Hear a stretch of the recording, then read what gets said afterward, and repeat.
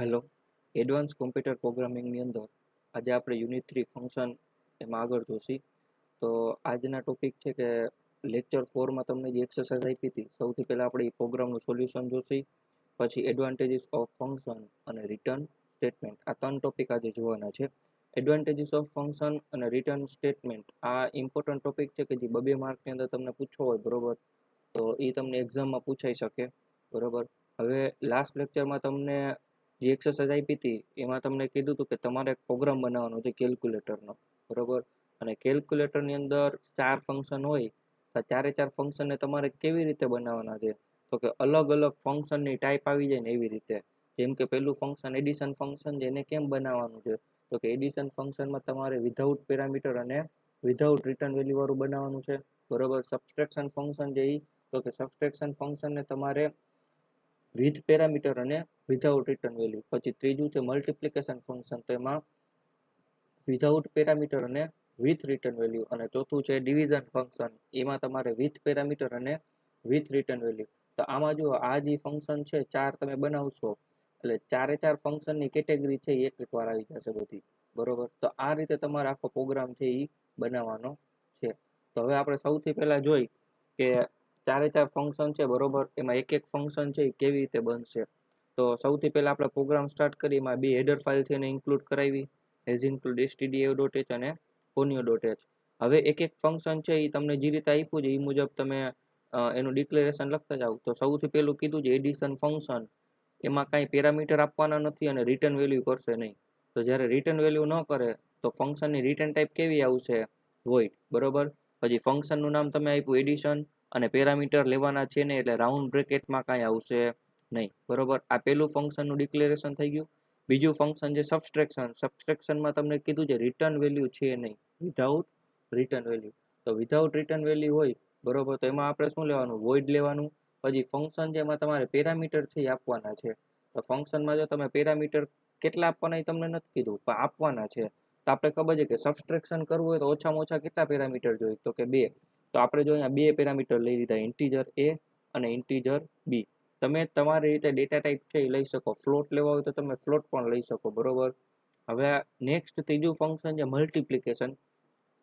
Multiplication ફંક્શનની અંદર તમને વિધાઉટ પેરામીટર અને વિથ રિટર્ન વેલ્યુ. તો વિથ રિટર્ન વેલ્યુ એટલે મલ્ટિપ્લિકેશનમાં આપણે વેલ્યુ છે ઇન્ટીજર રિટર્ન કરાવશે, એટલે અહીંયા આપણે રિટર્ન વેલ્યુ તરીકે લીધું ઇન્ટીજર, બરોબર. અહીંયા તમે ફ્લોટ પણ લઈ શકો, બરોબર. કેરેક્ટર નહીં આવે, કારણ કે આપણે મલ્ટિપ્લિકેશન છે કેરેક્ટરનું મલ્ટિપ્લિકેશન ન થાય, ફ્લોટનું થાય અથવા તો ઇન્ટીજરનું થાય, બરોબર. પછી મલ્ટિપ્લિકેશન ફંક્શનનું નામ અને પેરામીટર એકે આપવાના છે નહીં, એટલે રાઉન્ડ બ્રેકેટમાં અંદર કાંઈ આવશે નહીં. અને ચોથું ફંક્શન છે ડિવિઝન ફંક્શન. તો ડિવિઝન ફંક્શન છે, તો ડિવિઝન ફંક્શનની અંદર રિટર્ન ટાઈપ કેવી આવશે, ફ્લોટ. શું કામ, તો કે આપણે ખબર છે કે ગમે એ નંબર ડિવિઝન કરી તો ચાન્સ દે કે પોઈન્ટ વાળી વેલ્યુ આવે, બરોબર. એટલે આપણે ડિવિઝન ફંક્શન છે એની રિટર્ન ટાઈપ કેવી આવી છે, તો કે ફ્લોટ. અને પેરામીટર એમાં ક્યાં લીધા, તો કે એમાં આપણે પેરામીટર લીધા છે ઇન્ટીજર, બરોબર. ત્યાં તમે ઇન્ટીજર લેવા હોય તો ઇન્ટીજર લઈ શકો, ફ્લોટ લેવા હોય તો ફ્લોટ પણ લઈ શકો. તો જો આ 4 ફંક્શનનું ડિક્લેરેશન થઈ ગયું, બરોબર. હવે આપણે નેક્સ્ટ જે આવી ડિક્લેરેશન પછી નેક્સ્ટ એલિમેન્ટ આવશે ફંક્શનનો કોલ. ફંક્શનનો કોલ આપણે વોઇડ મેઇનની અંદરથી કરશી. જો ફંક્શનના કોલમાં તમારે ફંક્શન છે એ કેવી રીતે ડિક્લેર કર્યું છે તમારે ખાસ જોવું પડે, બરોબર. તો જો વોઇડ ફંક્શન છે એ કાંઈ પણ વેલ્યુ રિટર્ન નથી કરતું અને કાંઈ પણ પેરામીટર એને પાસ પેરામીટર એની પાસે છે ને, એટલે ફંક્શન કોલમાં એકેય પેરામીટર પાસ કરવાના થશે નહીં. તો એડિશન ફંક્શનનો કોલ છે ને એ સાવ સાદો ને સિમ્પલ થશે. કેવી રીતે, તો જો આપણે અહીંયા જોઈએ કે એડિશન ફંક્શનને કેવી રીતે કોલ કરાવ્યો, તો જો કોલિંગ એડિશન ફંક્શન અને એડિશન. તો જો અહીંયા એડિશન ફંક્શન છે એ કાંઈ પણ વેલ્યુ રિટર્ન કરતું નથી, એટલે એની લેફ્ટ સાઈડ એકેય વેરિયેબલ આવશે નહીં. અને પેરામીટર એડિશન ફંક્શન પાસે છે નહીં, એટલે એકેય પેરામીટર ફંક્શન કોલની અંદર પાસ કરવાના નથી, એટલે આ ફંક્શન કોલ એની અંદર એકેય પેરામીટર પાસ કરેલા છે નહીં. આ તો આ સાદું સિમ્પલ કોનું ફંક્શન કોલ થયો, તો કે એડિશન ફંક્શન છે એને તમે અહીંયા કોલ કરાવ્યો, બરોબર. એટલે આ કોલિંગ સ્ટેટમેન્ટ છે કોનું, એડિશન ફંક્શનનું કોલિંગ સ્ટેટમેન્ટ છે. અહીંથી એડિશન ફંક્શનને કોલ થશે, બરોબર, વોઇડ મેઇનમાંથી. હવે બીજું આપણે ફંક્શન જોઈ, તો બીજું ફંક્શન છે સબસ્ટ્રેક્શન. પણ સબસ્ટ્રેક્શન છે એમાં કાંઈ પણ વેલ્યુ રિટર્ન કરતું નથી, બરોબર. અને 2 પેરામીટર છે. તો આ ફંક્શનને કેવી રીતે કોલ થશે, તો જોઈએ આપણે. તો સબટ્રેક્શન ફંક્શન છે એના માટે તમારે જો કોલ કરવું હોય તો એની પાસે બે પેરામીટર છે.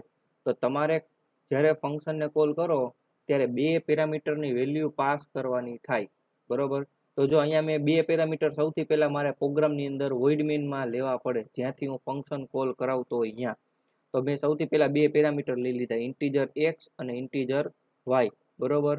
પછી જો હું શું કરીશ તો કે એ એક્સ અને વાય ની વેલ્યુ છે મેં યુઝર પાસેથી અહીંયા રીડ કરાવી લીધી, એક્સ અને વાય ની વેલ્યુ. તો હવે જો મારી પાસે વેલ્યુ આવી ગઈ, પેરામીટર એ ડિક્લેર થઈ ગયા. તો હવે હું ફંક્શનને કોલ કરું છું, સબટ્રેક્શન ફંક્શનનું નામ અને પેરામીટર એ આપણે કેમાં લખવાના, રાઉન્ડ બ્રેકેટની અંદર. હવે આપણે ખબર છે સબટ્રેક્શન ફંક્શન કોઈ પણ પ્રકારની વેલ્યુ રિટર્ન કરતું નથી, એટલે લેફ્ટ સાઈડમાં એકેય વેરિયેબલ આવશે નહીં, બરોબર. અને સબટ્રેક્શન ફંક્શન છે એની પાસે બે પેરામીટર છે ઇન્ટીજર ડેટા ટાઈપ વાળા. તો આપણે અહીંયા void main ની અંદર બે પેરામીટર ડિક્લેર કર્યા ઇન્ટીજર ટાઈપ વાળા, બરોબર. એની વેલ્યુ યુઝર પાસેથી અહીંયા રીડ કરાવી અને વેલ્યુ આપણે અહીંયા શું કરી પાસ કરી છે. જો વેલ્યુ વેરિયેબલની અંદર નહીં હોય અને તમે પાસ કરશો તો એરર આવશે, બરોબર. એટલે વેલ્યુ તમારે યુઝર પાસેથી રીડ કરાવી લેવાની. અને જો તમે યુઝર પાસેથી રીડ ન કરાવી હોય તો અહીંયા તમે જે ડિક્લેરેશન કર્યું અહીંયા તમે ઇનિશિયલાઇઝ પણ કરાવી શકો. આપણે લાસ્ટ ટાઈમ જે ફંક્શનની કેટેગરી જોઈતી એમાં આપણે અહીંયા ઇનિશિયલાઇઝ કરાવી દીધું હતું, યુઝર પાસેથી વેલ્યુ રીડ કરેલી હતી નહીં, બરોબર. તો આ જે કેનું આ છે એ સબટ્રેક્શન ફંક્શન છે એનું ડિક્લેરેશન ફંક્શનનું કોલ થઈ ગયો, બરોબર. હવે નેક્સ્ટ આપણે જોઈ ત્રીજું ફંક્શન છે મલ્ટીપ્લિકેશન. તો મલ્ટીપ્લિકેશન ફંક્શન કેવું છે તો કે એ ઇન્ટીજર વેલ્યુ રિટર્ન કરે છે અને પેરામીટર એકેય છે નહીં, રાઉન્ડ બ્રેકેટમાં કાંઈ લખ્યું નથી. આ ત્રીજી ટાઈપનું ફંક્શન અથવા તો ત્રીજી કેટેગરીનું ફંક્શન છે. તો આને કેવી રીતે કોલ થશે, તો મેં તમને કીધું કે જ્યારે ફંક્શન કોઈ પણ પ્રકારની વેલ્યુ રિટર્ન કરે, બરોબર. મલ્ટીપ્લિકેશન ફંક્શન જે કેવી વેલ્યુ રિટર્ન કરશે, ઇન્ટીજર. તો ફંક્શનને જ્યાંથી તમે કોલ કરો એની લેફ્ટ સાઈડ એક ઇન્ટીજર વેરિયેબલ હોવો જોઈએ. તો જો અહીંયા મેં ઇન્ટીજર વેરિયેબલ લખ્યો છે MUL અને એને જો મેં અહીંયા પ્રોગ્રામમાં ઉપર ડિક્લેર કરેલો છે કે ઇન્ટીજર MUL, બરોબર. આ MUL વેરિયેબલ છે એમાં શું કરશે તો કે મલ્ટીપ્લિકેશન ફંક્શન જે વેલ્યુ રિટર્ન કરશે એને તમે MUL ની અંદર સ્ટોર કરાવશો, બરોબર. એટલે મલ્ટીપ્લિકેશન ફંક્શન છે એ કેવી વેલ્યુ રિટર્ન કરે છે તો કે multiplication function integer value return કરે છે. તો ઇન્ટીજર વેલ્યુને સ્ટોર કેમાં કરાવાય તો કે ઇન્ટીજર વેરિયેબલમાં. અને ઇન્ટીજર વેરિયેબલ કઈ બાજુ લખવાનો તો કે જ્યાંથી તમે ફંક્શનને કોલ કર્યો હોય એની લેફ્ટ સાઈડ લખવાનું રહે. તો લેફ્ટ સાઈડ આ વેરિયેબલનું નામ, પછી ઇક્વલ્સ ટુ અને ફંક્શનનો કોલ. એટલે જ્યારે ફંક્શનનું આઉટપુટ રિટર્ન થાય એટલે અત્યારે જે હાઇલાઇટ કરેલું છે એની જગ્યાએ જે રિટર્ન વેલ્યુ આવશે ને એ આવી જાય અને એ વેલ્યુ કેમાં સ્ટોર થાય, આ વેરિયેબલની અંદર. પછી આપણે સિમ્પલ શું કરવાનું, એ વેરિયેબલને પ્રિન્ટ કરી દીધો છે, બરોબર, MUL, બરોબર. તો આ થઈ ગયું મલ્ટીપ્લિકેશન ફંક્શનનું કોલિંગ સ્ટેટમેન્ટ. હવે લાસ્ટ છે ડિવિઝન ફંક્શનનું કોલિંગ સ્ટેટમેન્ટ. તો ડિવિઝન ફંક્શન છે એ integer value return float value return કરે છે, બરોબર. અને એની પાસે બે પેરામીટર છે કેવા, ઇન્ટીજર ડેટા ટાઈપ વાળા, બરોબર. તો તમે આ ફંક્શનને કોલ કરવો હોય તો શું કરવાનું, તો સૌથી પહેલા જો અહીંયા ડિવિઝન ફંક્શન છે, બરોબર. ડિવિઝન ફંક્શનની અંદર તમારે બે વેરિયેબલ પાસ કરવાના રહેશે, કેવી ડેટા ટાઈપ વાળા, ઇન્ટીજર ડેટા ટાઈપ વાળા, બરોબર. તો આ ઇન્ટીજર ડેટા ટાઈપ વાળા જો બે વેરિયેબલ આપણે પ્રોગ્રામમાં ઉપર લઈ લીધા છે, અહીંયા લીધા છે ને ઇન્ટીજર એક્સ અને વાય. અને એ વેરિયેબલની વેલ્યુ છે એ જો આપણે અહીંયા યુઝર પાસેથી રીડ કરાવી લીધી છે એક્સ અને વાય. હવે આપણે અહીંયા એ સેમ વસ્તુ તો ફંક્શન ડિવિઝન ફંક્શનને કોલ કરી ત્યારે એને પાસ કરી છે, બરોબર. તો ડિવિઝન ફંક્શનમાં બે પેરામીટર હતા ઇન્ટીજર ડેટા ટાઈપ વાળા, એ બે પેરામીટરને આપણે અહીંયા પાસ કરી છે, બરોબર. બે પેરામીટર માટે વેલ્યુ. હવે આપણે ખબર છે કે ડિવિઝન ફંક્શન છે એ ફ્લોટ વેલ્યુ રિટર્ન કરે છે, બરોબર. તો ફ્લોટ વેલ્યુ જ્યારે રિટર્ન કરે તો એની left side float variable available હોવો જોઈએ. તો જો મેં ફ્લોટનો વેરિયેબલ પહેલે જ ડિક્લેર કરી દીધો છે, ડિવિઝન છે એ કેવો વેરિયેબલ છે, ફ્લોટ વેરિયેબલ છે. જો અહીંયા લખ્યું ફ્લોટ ડિવિઝન, બરોબર. તો ડિવિઝન વેરિયેબલ છે એ કેવી ડેટા ટાઈપ વાળો વેરિયેબલ છે, ફ્લોટ. એટલે જ્યારે ડિવિઝન ફંક્શન કાંઈ પણ વેલ્યુ રિટર્ન કરશે એ અહીંયા આવી જશે, હાઇલાઇટ કરેલું છે એની જગ્યાએ. અને એ છે એ કેમાં સ્ટોર થઈ જશે તો કે ડિવિઝન નામના વેરિયેબલની અંદર. અને પછી તમે એને શું કરાવી શકો, પ્રિન્ટ કરાવી શકો, બરોબર. હવે અહીંયા એક તમને વસ્તુ કેવી છે કે અહીંયા આપણે સબટ્રેક્શન ફંક્શનમાં એક્સ અને વાય પેરામીટર તરીકે પાસ કર્યા છે અને ડિવિઝન ફંક્શનની અંદર પણ તમે એક્સ અને વાયને પેરામીટર તરીકે પાસ કર્યા છે. તો એકને એક વેરિયેબલ છે એ તમે એક કરતાં વધારે પેરામીટરની અંદર પાસ કરાવી શકો, એમાં કાંઈ પ્રોબ્લેમ થશે નહીં, બરોબર. તો હવે જો આ વોઇડ મેઇન છે એની અંદર તમે અલગ અલગ ચારે ચાર ફંક્શન છે ને કોલ કરાવી દીધા, અને પછી લાસ્ટ સ્ટેટમેન્ટ શું છે, ગેટ ch. હવે ફંક્શનનું કોડિંગ જોઈ તો સૌથી પહેલું ફંક્શન હતું વોઇડ એડિશન, બરોબર. વોઇડ છે ઈ એડિશન ફંક્શન છે, એની રિટર્ન ટાઈપ કેવી છે, વોઇડ. એટલે એડિશન ફંક્શન કાંઈ પણ વેલ્યુ રિટર્ન કરશે નહીં, બરોબર. અને પેરામીટર તો એમાં અવેલેબલ છે નહીં. જો પેરામીટર અહીંયા પાસ નથી એટલે પ્રોબ્લેમ થાય. શું કામ? તો કે એડિશન શેનું કરવાનું, તો એડિશન કરવા માટે આપણે બીજા વેરિયેબલ લઈ લીધા એડિશન ફંક્શનની અંદર. તો બે વેરિયેબલ લીધા a1 અને a2, અને ત્રીજો વેરિયેબલ એનું રિઝલ્ટ સ્ટોર કરવા માટે લીધો આન્સર, બરોબર. હવે a1 અને a2 વેલ્યુ છે એની આપણે યુઝર પાસેથી વેલ્યુ રીડ કરાવી, પછી answer equal to a1 plus a2, એટલે a1 પ્લસ a2 નો જે આન્સર આવશે એ કેમાં સ્ટોર થશે, તો કે આન્સર નામના વેરિયેબલની અંદર. હવે જો એડિશન ફંક્શન છે એ કોઈ પણ પ્રકારની વેલ્યુ રિટર્ન કરશે નહીં, એટલે આપણે જે આ ફંક્શનનું આઉટપુટ આવ્યું એને આપણે ફંક્શનની અંદર જ પ્રિન્ટ કરી દઈશું, બરોબર. તો અહીંયા આપણે લખ્યું a1 plus a2 equals to %d, એટલે આનો જે આન્સર આવશે ઓપરેશનનો એ સીધો અહીંયા જ પ્રિન્ટ થઈ જશે, બરોબર. તો આ એડિશન ફંક્શન જેનો કોડ થઈ ગયો વિધાઉટ પેરામીટર અને વિધાઉટ રિટર્ન વેલ્યુ. હવે આપણે સબસ્ટ્રેક્શન ફંક્શન જેનો કોડ જોઈએ, તો જો સબસ્ટ્રેક્શન ફંક્શનની અંદર તમે જ્યાંથી ફંક્શન કોલ થાય છે ત્યાંથી તમને બે પેરામીટર પાસ થાય છે. જો અહીંયા પહેલો પેરામીટર છે x અને બીજો પેરામીટર છે y, બરોબર. તો x ની વેલ્યુ કેમાં સ્ટોર થશે, તો કે પેલો વેરિયેબલ કયો છે, તો કે a. તો x ની વેલ્યુ એની અંદર સ્ટોર થશે, અને y ની વેલ્યુ કેમાં સ્ટોર થશે, તો કે b ની અંદર. તો હવે જો સબસ્ટ્રેક્શન કરવું હોય તો બે નંબર જોઈ, તો બે નંબર જો અહીંયા આપણી પાસે અવેલેબલ થઈ ગયા. ક્યાંથી અવેલેબલ થયા, તો કે જ્યાંથી ફંક્શનને કોલ કર્યો ત્યાંથી અવેલેબલ થઈ ગયા. તો હવે જુઓ ડાયરેક્ટ આપણે રિઝલ્ટ સ્ટોર કરાવવા માટે વેરિયેબલ લીધો answer equal to a1 minus a2, અને આપણે આનું જો સબસ્ટ્રેક્શન ફંક્શન છે એ કોઈ પણ પ્રકારની વેલ્યુ રિટર્ન કરતું નથી, એટલે સબસ્ટ્રેક્શન ફંક્શનનું જે આઉટપુટ છે એ આપણે ફંક્શનની અંદર જ પ્રિન્ટ કરાવી દીધું, બરોબર. printf a1 minus a2 equals to %d અને આન્સર, બરોબર. આ સબસ્ટ્રેક્શન ફંક્શન જે કોડિંગ હતું. પછી નેક્સ્ટ છે મલ્ટિપ્લિકેશન ફંક્શન. તો જો મલ્ટિપ્લિકેશન ફંક્શનની અંદર વળી પાછું સમ જેવું થશે, એડિશન ફંક્શન જેવું થશે, કે એની અંદર જો પેરામીટર છે નહીં, તો તમારે મલ્ટિપ્લિકેશન કોનું કરશો, તો મલ્ટિપ્લિકેશન કરવા માટે બે પેરામીટર જોઈ. તો બે પેરામીટર અહીંયા આપણે ફંક્શનની અંદર ડિક્લેર કરી દીધા, બરોબર. ઇન્ટીજર a1 અને a2, અને આન્સર નામનો એક રિઝલ્ટ સ્ટોર કરવા માટે વેરિયેબલ લઈ લીધો. હવે બે પેરામીટર છે એની વેલ્યુ યુઝર પાસેથી રીડ કરાવી દીધી, %d %a1 અને %d %a2, એટલે બે વેરિયેબલની વેલ્યુ આવી ગઈ. પછી answer equals to a1 multiply by a2, એટલે આન્સર રિઝલ્ટ છે એ કેમાં સ્ટોર થશે, આન્સર નામના વેરિયેબલની અંદર. હવે જુઓ આ ફંક્શન છે એને ઇન્ટીજર વેલ્યુ રિટર્ન કરવાની છે. કેવી વેલ્યુ, ઇન્ટીજર વેલ્યુ. તો જો મલ્ટિપ્લિકેશનનો જે આન્સર આવશે એ કેવો આવશે, ઇન્ટીજર આવશે. તો આપણે આઉટપુટ છે અહીંયા પ્રિન્ટ નહીં કરાવી, મલ્ટિપ્લિકેશનની ફંક્શનની અંદર આઉટપુટ પ્રિન્ટ કરાવશે નહીં. તો ક્યાં કરાવશે, તો કે આ જે આઉટપુટ આવ્યું એને આપણે રિટર્ન કરી દઈએ. આન્સર નામના વેરિયેબલમાં આપણું આઉટપુટ સ્ટોર છે, એને આપણે રિટર્ન કરી દઈએ. તો રિટર્ન છે એ ક્યાં થશે, તો કે જ્યાંથી ફંક્શનને કોલ આવ્યો છે ત્યાં રિટર્ન થશે.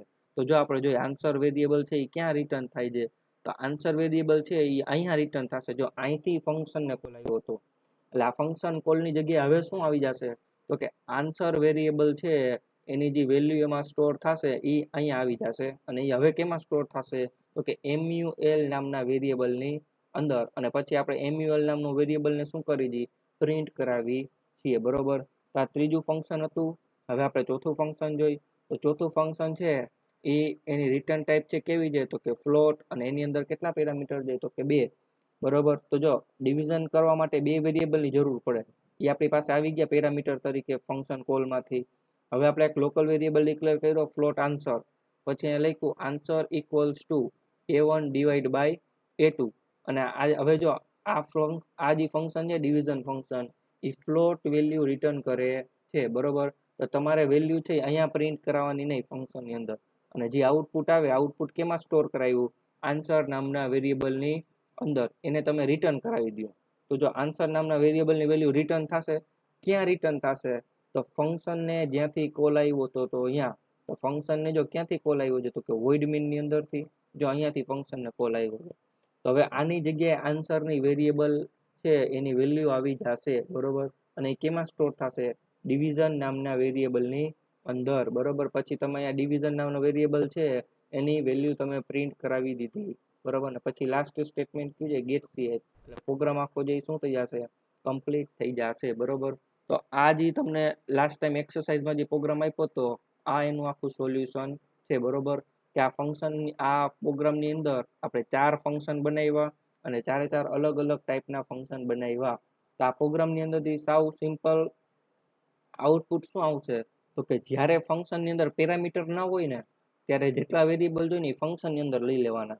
જેમ કે જો એડિશન ફંક્શન છે એને પાસે પેરામીટર નથી, તો જેટલા વેરિયેબલ જોઈએ એટલે આપણે ફંક્શનની અંદર લઈ લીધા. આ સાવ સાદું સિમ્પલ પહેલું આઉટપુટ.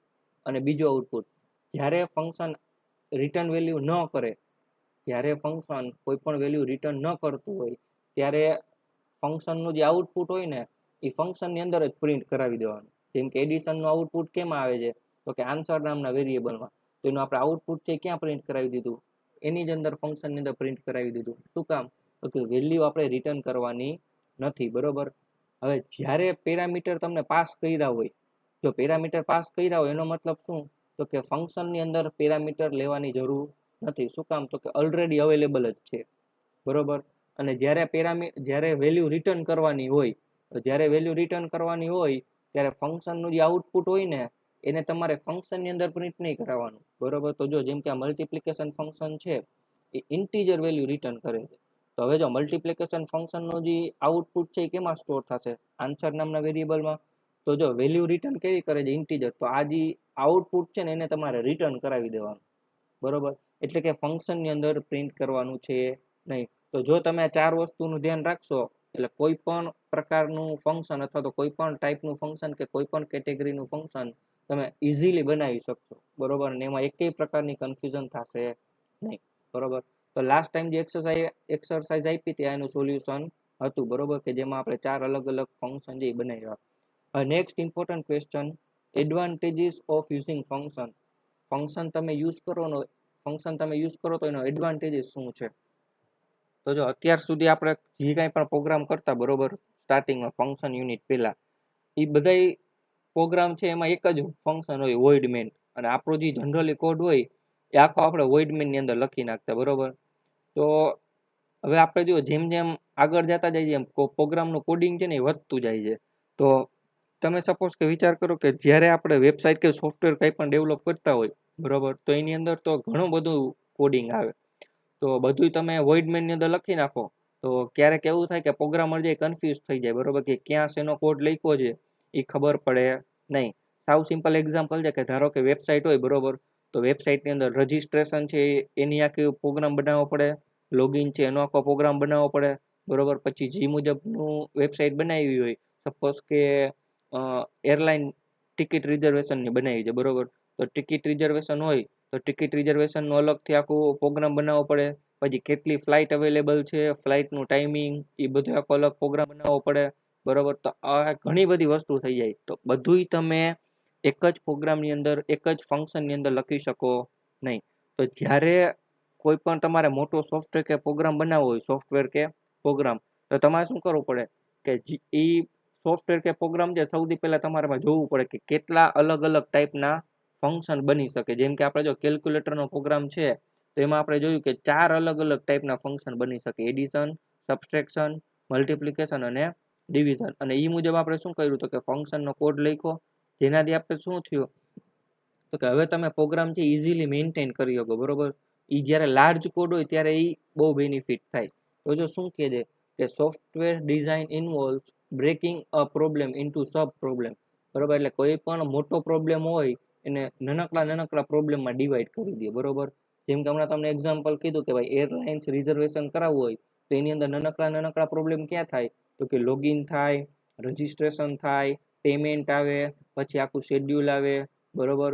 તો એ બધું શું થયું? નાનકડા પ્રોબ્લેમ. અને એ બધાને ઇન્ડિવિજ્યુઅલી સોલ્વ કરવાના. જેમ કે તમે સૌથી પહેલા લોગિનનું સોલ્વ કરી લ્યો, રજિસ્ટ્રેશનનો પ્રોબ્લેમ સોલ્વ કરી લ્યો, એનો આખો પ્રોગ્રામ બનાવી લ્યો, બરોબર. તો એવી રીતે તમે બધા પ્રોગ્રામ જ્યારે બનાવતા જાવ એટલે આખો પ્રોગ્રામ જે શું થઈ જાય, આખો જે તમારો મેઇન સોફ્ટવેર જે બની જાય, એક એક સ્મોલ પ્રોગ્રામને સોલ્વ કરતા જાઓ એટલે મેઇન સોફ્ટવેર જે શું થાય ક્રિએટ થઈ જાય બરોબર. તો જો ફંક્શન છે એની શું તમને પ્રોવાઈડ કરે તો કે તમે આખો જે કોડ છે, આખો જે પ્રોગ્રામ છે એને તમે અલગ અલગ પાર્ટમાં ડિવાઈડ કરી શકો બરોબર. અથવા તો આખો જે સોફ્ટવેર છે એને તમે અલગ અલગ પાર્ટમાં ડિવાઈડ કરી શકો. કેની મદદથી? ફંક્શનની મદદથી બરોબર. તો કોઈ પણ પ્રોગ્રામ હોય એ શું થાય તો કે કોઈ પણ પ્રોગ્રામ છે કલેક્શન ઓફ ફંક્શન થાય, કે એક જ પ્રોગ્રામની અંદર ઘણા બધા ફંક્શન અવેલેબલ હોય. જેમ કે કેલ્ક્યુલેટર પ્રોગ્રામ હતો એની અંદર ટોટલ 4 ફંક્શન અવેલેબલ હતા, એટલે કલેક્શન ઓફ ફંક્શન બરોબર. હવે જો એના બેનિફિટ છે એ ક્યાં ક્યાં છે તો કે સૌથી પહેલો બેનિફિટ છે કે તમે કોઈ પણ ફંક્શન જે શું પ્રોવાઈડ કરે તો કે તમે કોઈ પણ પ્રોગ્રામ હોય ને એને અલગ અલગ પાર્ટમાં ડિવાઈડ કરી શકો બરોબર. એને શું કહેવાય સબ પ્રોબ્લેમ. જેમ કે કેલ્ક્યુલેટરનો પ્રોગ્રામ છે એને આપણે 4 પાર્ટમાં ડિવાઈડ કર્યો, એડિશન, સબટ્રેક્શન, મલ્ટિપ્લિકેશન અને ડિવિઝન બરોબર. અને હવે એ જે 4 પાર્ટ છે આપણે 4 પાર્ટને અલગથી કોડિંગ એનું લખશે અલગ અલગ. એનાથી શું થાય તો કે પરફેક્ટલી કોડિંગ છે એ જનરેટ થાય, એમાં કંઈ એરર કે મિસ્ટેક રહેવાના ચાન્સ રહે નહીં બરોબર. તો આ જે સ્ટ્રેટર્જી છે કે આ જે રસ્તો છે એને શું કહેવાય તો આને કહેવાશે ડિવાઈડ અને કોન્કર અપ્રોચ. શું કહેવાય? ડિવાઈડ અને કોન્કર અપ્રોચ. ડિવાઈડ એટલે શું તો કે કોઈ પણ એક પ્રોબ્લેમ હોય ને એને ડિવાઈડ કરવાનો. જેમ કે એરલાઇન્સ ટિકિટ રિઝર્વેશન સિસ્ટમ છે તો એ આખો એક પ્રોબ્લેમ છે, એટલે કે આપણે એનો સોફ્ટવેર બનાવવાનો છે. તો આપણે એને ડિવાઈડ શેમાં કર્યો તો કે સૌથી પહેલું ડિવાઈડ કર્યું તો કે લોગિનનું પ્રોગ્રામ બનાવવાનું અથવા લોગિનનું ફંક્શન બનાવવાનું, રજિસ્ટ્રેશનનું ફંક્શન બનાવવાનું, પછી ટિકિટ બુકિંગનું ફંક્શન બનાવવાનું, પેમેન્ટનું ફંક્શન બનાવવાનું, ફ્લાઇટ શેડ્યુલનું ફંક્શન બનાવવાનું બરોબર. તો આટલા બધા જો ફંક્શન બનાવવાના. અને પછી એક એક ફંક્શન બનાવો એ એક એક ફંક્શનને તમારે અલગ અલગથી એનું સોલ્યુશન કરવાનું રહે, એટલે કે એક એક ફંક્શનનું અલગ અલગથી તમારે કોડિંગ કરવાનું રહે. હવે જો બધા ફંક્શનનું કોડિંગ તમે એક એક કરીને કરી નાખશો પછી ને તમારે અલગ અલગ જે ફંક્શન છે ને બધાને શું કરી દેવાના કમ્બાઈન કરવાના, એને કહેવાશે કોન્કર. કમ્બાઈન કરવું એને શું કહેવાય કોન્કર બરોબર. તો આ જે અપ્રોચ છે એનાથી જો આખો તમારો સોફ્ટવેર બની જાય, ક્રિએટ થઈ જાય, અથવા તો પ્રોગ્રામ છે એ બની જાય બરોબર. તો જો શું કહે છે કે this divide and conquer approach means that small part of the program can be written, tested and debugging. તો આ શું કહેવા માંગે છે કે પ્રોગ્રામ હોય એનો નાનકડો પાર્ટ છે એનું તમે કોડિંગ લખી શકો, કોડિંગને તમે ચેક કરી લો કે કંઈ એરર છે કે નહીં, અને કોડિંગને તમે ડીબગ એટલે કે રન, એટલે કોડિંગને તમે રન પણ કરી શકો કે આટલું કોડિંગ છે અને તમે રન કરો છો તો પરફેક્ટલી કામ કરે છે કે નહીં બરોબર. પરફેક્ટલી કામ કરતો એનો મતલબ શું તો કે તમારો જે આટલો પોર્શન છે એ તમારો પરફેક્ટ થઈ ગયો, એટલે હવે તમારે એમાં કાંઈ પણ ચેન્જ કરવાની જરૂર પડતી નથી, કે એમાં કાંઈ પણ પ્રકારની એરર છે એ આવશે નહીં બરોબર. અને પછી નેક્સ્ટ શું કે છે ઇન આઇસોલેશન. આઇસોલેશન એટલે 5 ફંક્શન બનાવ્યો તો તમે પહેલા એક જ ફંક્શન ચેક કરો છો, બાકીના 4 ફંક્શન છે એને તમે અટતાય નથી બરોબર, એને તમે કન્સિડર નથી કરતા, અત્યારે ખાલી એક જ ફંક્શનને કન્સિડર કરો છો બરોબર. Without interfering with other part of the program, એટલે બીજા આખો જે પ્રોગ્રામ છે એના બીજા પાર્ટને તમે ઇન્ટરફિયર કરતા નથી બરોબર. એવી રીતે તમે શું કરો છો આખો જે સોફ્ટવેર છે એનું તમે સોલ્યુશન ડેવલપ કરો છો બરોબર. પછી જો શું કહે છે કે ફંક્શન છે એની મદદથી તમે અલ્ગોરિધમ હોય એને ઇઝીલી લખી શકો. આપણે પહેલું સેમેસ્ટર હતું બરોબર ત્યારે સીપીમાં અલ્ગોરિધમમાંથી પ્રોગ્રામ બનાવતા શીખાતા. તો પ્રોગ્રામ છે એ ફંક્શનની મદદથી તમે ઇઝીલી કન્વર્ટ કરી શકો બરોબર અલ્ગોરિધમને પ્રોગ્રામની અંદર. આગળ જતા આપણે જ્યારે થર્ડ સેમમાં ડેટા સ્ટ્રક્ચર સબ્જેક્ટ આવશે ત્યારે આ જ પ્રોસેસ કરવાની છે કે અલ્ગોરિધમને પ્રોગ્રામમાં કન્વર્ટ કરવાના છે, પણ એમાં આપણે મોસ્ટલી ફંક્શનનો યુઝ કરવાનો થશે બરોબર. અને એ શું પ્રોવાઈડ કરે તો કે હાઈ લેવલ લેંગ્વેજ વ્યૂ છે એ જનરેટ થાય. હાઈ લેવલ લેંગ્વેજ વ્યૂ એટલે શું તો કે યુઝર હોય એને ખાલી પ્રોસેસ જ દેખાય, એની પાછળનું જે બેકએન્ડમાં જે કોડિંગ હોય એ કોડિંગ બતાય નહીં. આપણે અત્યારે જોઈએ જ છીએ કે તમે સપોઝ કે પેટીએમ યુઝ કરો અને પેટીએમમાં કાંઈ પણ બાય કે પેમેન્ટ કરતા હોય કોઈ પણ પ્રકારનું બરોબર, તો એમાં પાછળ કોડિંગમાં શું થતું હોય આપણે એકચ્યુઅલી કંઈ ખબર હોય નહીં. તમે એને સિમ્પલ યુઝ જ કરી શકો, કોડિંગ છે એ કેવી રીતે પ્રોસેસ થતો હોય એ કાંઈ ખબર પડવા દઈએ નહીં બરોબર. અને નેક્સ્ટ શું છે તો કે ફંક્શન અવોઇડ કોડ ડુપ્લિકેશન. તો જો ફંક્શનની અંદર આપણે જે અમુક કોડ લખીએ છીએ બરોબર, હવે ઘણી વાર એવું થાય કે તમે ફંક્શનનો યુઝ કર્યા વગર તમે કોડ લખતા હોય ને તો એકને એક કોડ છે ને પ્રોગ્રામની અંદર બીજી વાર આવે, એટલે એકને એક કોડ છે એ રિપીટ થાય. તો એનાથી પ્રોબ્લેમ શું થાય તો કે તમારા પ્રોગ્રામની સાઇઝ છે એ વધતી જાય શું કામ? તો કે એકને એક કોડ છે એક કરતાં વધારે વાર આવે છે એટલે પ્રોગ્રામની સાઇઝ છે એ શું થતી જાય? વધતી જાય. તો ફંક્શનની મદદથી શું થાય? તો કે જો ફંક્શનની અંદર તમે એવો કોડ લખો કે જે રિપીટ કરવાનો છે, બરોબર? તો હવે જ્યારે એકને એક કોડની બીજી વાર જરૂર પડે ને તો ફંક્શનને ખાલી કોલ જ કરવાનો રહે, આખું કોડિંગ બીજી વાર લખવાનું રહે નહીં, બરોબર? તો એનાથી શું થાય? તો કે જે ડુપ્લિકેશન છે કોડનું એ ડુપ્લિકેશન થાય નહીં. તમે એક જ ફંક્શનને એક કરતાં વધારે વાર પણ કોલ કરાવી શકો, બરોબર? એનાથી ફંક્શન ડુપ્લિકેશન છે એ શું થઈ જશે? રિમૂવ થઈ જાય અને તમારો પ્રોગ્રામ છે એ શું થાય? સ્મોલ થાય અને પ્રોગ્રામનું એફિશિયન્સી છે એ વધી જાય, બરોબર? તો આ હતા ફંક્શનના એડવાન્ટેજીસ. હવે આપણે નેક્સ્ટ ટોપિક જોશે રિટર્ન સ્ટેટમેન્ટ. તો જો અત્યાર સુધી આપણે હમણાં ફંક્શનની 4 કેટેગરી જોઈ, એ બધી કેટેગરીમાં રિટર્ન તો આવતું જ. એટલે રિટર્ન સ્ટેટમેન્ટ જે સિમ્પલ એને એ જ વસ્તુ સમજાવવાની છે, બરોબર? એમાં જે આવતું એ તો જો રિટર્ન અત્યાર સુધી આપણે પ્રોગ્રામ જોઈએ એમાં રિટર્ન શું થતું? તો કે જે ફંક્શન હોય એને કોઈ પણ પ્રકારની વેલ્યુ રિટર્ન કરવી હોય તો તમે ડેટા ટાઈપમાં ઇન્ટીજર, કેરેક્ટર અથવા ફ્લોટ લખી શકો, બરોબર? પણ જો ફંક્શનને વેલ્યુ રિટર્ન ન કરવી હોય તો તમે અહીંયા શું લખી શકો? Void data type, return data type તરીકે, બરોબર? તો અહીંયા જો તમને એક એક્ઝામ્પલ આપ્યો છે, અહીંયા તમને વેલ્યુ, અહીંયા એક ફંક્શન ડિક્લેર કરેલું છે ઇન્ટીજર, ફંક્શનનું નામ છે એડ નંબર અને બે પેરામીટર આપ્યા છે ઇન્ટીજર એ અને ઇન્ટીજર બી. આ છે એ ફંક્શનનું ડિક્લેરેશન છે, બરોબર? ડિક્લેરેશનની બાજુમાં સેમિકોલન આવે. શું કામ? તો કે ફંક્શનનો કોડ છે એ ડિક્લેરેશનમાં લખેલો હોય નહીં, કોડ ન લખેલો હોય એટલે સેમિકોલન આવે, બરોબર?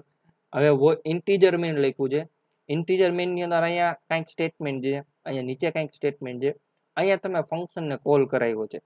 તો ફંક્શનને કોલ કરાવ્યું હોય તો આપણે, મેં તમને હમણાં જો લાસ્ટ પ્રોગ્રામમાં તમને કીધું કે એડ નંબર ફંક્શન છે એની રિટર્ન ટાઈપ કેવી છે? ઇન્ટીજર. તો જ્યારે તમે ફંક્શનને કોલ કરાવો તો એની જેવી રિટર્ન ટાઈપ હોય એવો ડેટા ટાઈપ કરો, સામે વેરિયેબલ અવેલેબલ હોવો જોઈએ. તો એડ નંબરની રિટર્ન ટાઈપ છે ઇન્ટીજર, એનો મતલબ એમ કે એડ નંબર છે એ ફંક્શન ઇન્ટીજર વેલ્યુ રિટર્ન કરશે જ્યાંથી ફંક્શનને કોલ આવ્યો છે અહીંયા. તો એડ નંબર ફંક્શનને જ્યાં કોલ આવ્યો છે એની left side integer variable available હોવો જોઈએ. તો જો અહીંયા ઇન્ટીજર વેરિયેબલ અવેલેબલ છે સમ નામનો, બરોબર? એટલે add function, add number function છે એ જી ઇન્ટીજર વેલ્યુ રિટર્ન કરશે એ કેમાં સ્ટોર થશે?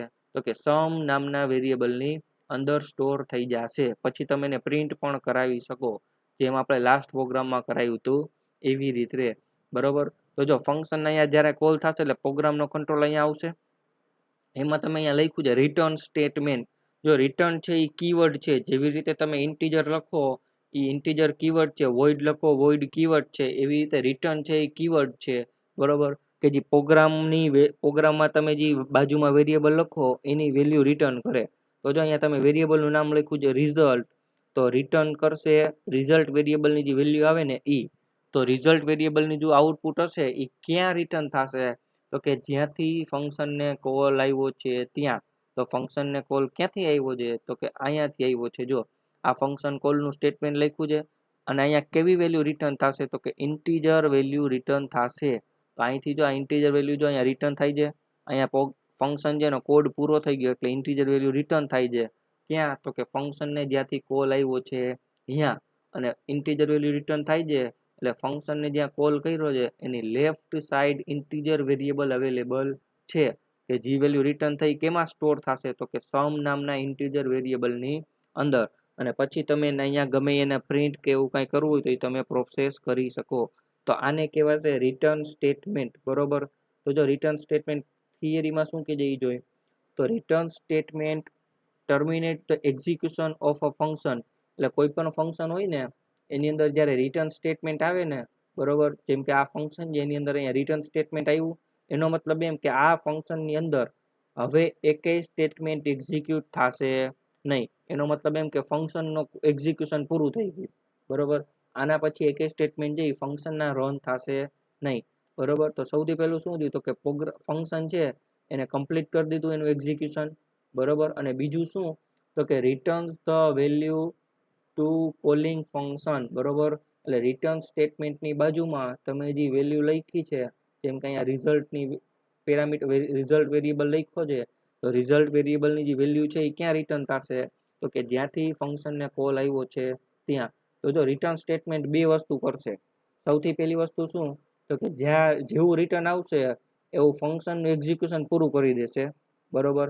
અને પ્રોગ્રામનો કંટ્રોલ જે ક્યાં ટ્રાન્સફર કરશે? તો કે જ્યાંથી ફંક્શનને કોલ આવ્યો છે અહીંયા. અને બીજું શું કરશે? તો કે રિટર્ન સ્ટેટમેન્ટની બાજુમાં જે વેરિયેબલ અથવા વેલ્યુ લખી હશે એને ક્યાં રિટર્ન કરશે? તો કે જ્યાંથી ફંક્શનને કોલ આવ્યો છે ત્યાં. તો આ બે વસ્તુ છે એ પ્રોસેસ થશે, બરોબર, રિટર્ન સ્ટેટમેન્ટમાં. અને તમને રિટર્ન સ્ટેટમેન્ટના અમુક એક્ઝામ્પલ છે. તો સૌથી પહેલા રિટર્ન સ્ટેટમેન્ટ કેવી રીતે લખાય? તો રિટર્નનો કીવર્ડ છે એ કીવર્ડ, પછી રાઉન્ડ બ્રેકેટમાં તમારે એક્સપ્રેશન આપવું હોય તો એક્સપ્રેશન લખી શકો, અને વેરિયેબલનું નામ આપવું હોય તો વેરિયેબલનું નામ, અને વચ્ચે એક સ્પેસ આવશે, બરોબર. તો જોઈએ આપણે કેવી રીતે લખ્યું. તો જો અહીંયા રિટર્ન કીવર્ડ, પછી અહીંયા સિમ્પલ વેરિયેબલનું નામ લખ્યું છે, બરોબર. અને જો આ બીજું એક એક્ઝામ્પલ છે રિટર્ન કીવર્ડ, અહીંયા તમે રાઉન્ડ બ્રેકેટમાં લખ્યું છે a+b, તો આ આખું એક એક્સપ્રેશન છે. તો સૌથી પહેલા a+b નું આઉટપુટ આવશે, અને જે એની વેલ્યુ છે એ શું થશે? રિટર્ન થશે. તો આપણે જો એડિશન ફંક્શન છે એમાં આપણે એક વેરિયેબલ લીધો તો એડ, બરોબર, ANS, અને એમાં આપણે લખતા a+b, બરોબર, a+b, અને પછી આપણે રિટર્ન સ્ટેટમેન્ટ છે, બરોબર, એમાં આપણે લખતા કે રિટર્ન ANS, બરોબર. તો આવું આ બે સ્ટેટમેન્ટ થઈ ગયા. જો તો તમારે આને સ્ટાર્ટ સિમ્પલમાં લખવું હોય તો તમે એની જગ્યાએ ખાલી એક સ્ટેટમેન્ટ પણ લખી શકો. તો આમાં એકચ્યુઅલી થશે શું? તો કે સૌથી પહેલા a+b થાય, અને એનું જે રિઝલ્ટ હશે એ શું થશે?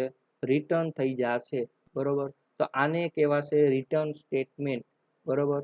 અને રિટર્ન સ્ટેટમેન્ટ તમારે એક વસ્તુ ખાસ જોવી પડે કે સૌથી પહેલા ફંક્શન છે એની રિટર્ન ટાઈપ કેવી છે. તો જો અહીંયા ઇન્ટીજર રિટર્ન ટાઈપ છે એનો મતલબ એમ કે અહીંયા તમે વેરિયેબલ લખ્યો ને ઇન્ટીજર હોવો જોઈએ, બરોબર.